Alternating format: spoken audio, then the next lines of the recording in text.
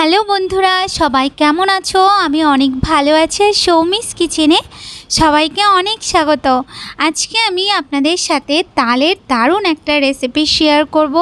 আশা করছি আপনাদের সবার এই রেসিপিটা খুব ভালো লাগবে।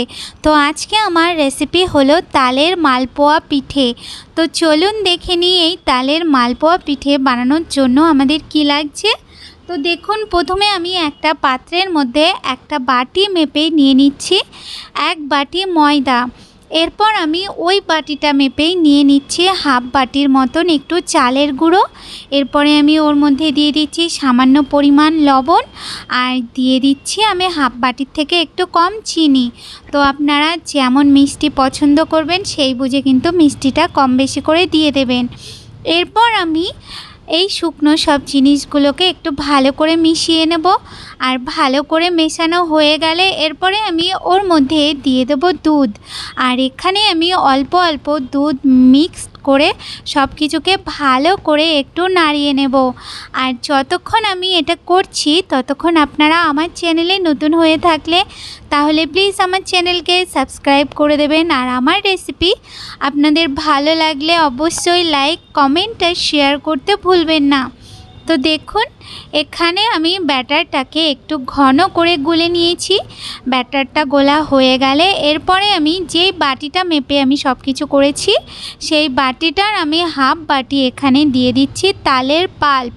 তালের পাল্পটা দিয়ে তারপরে আমি ভালো করে আবার একটু নাড়িয়ে মিশিয়ে নেব।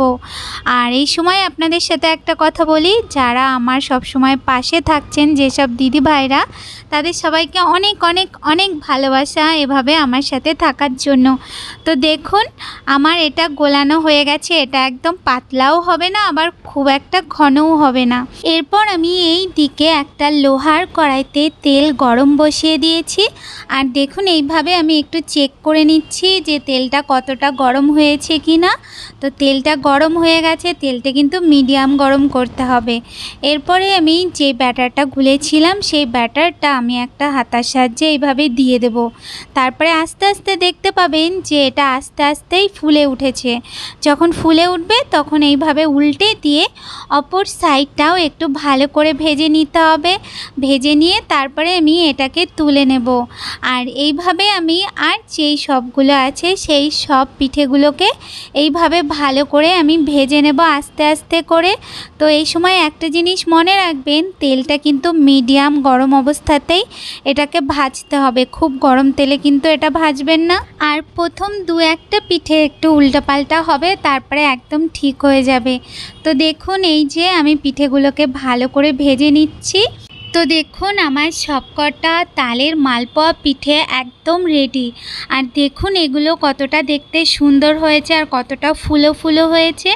আশা করছি আপনাদের সবার আজকে আমার এই রেসিপিটা খুব ভালো লেগেছে।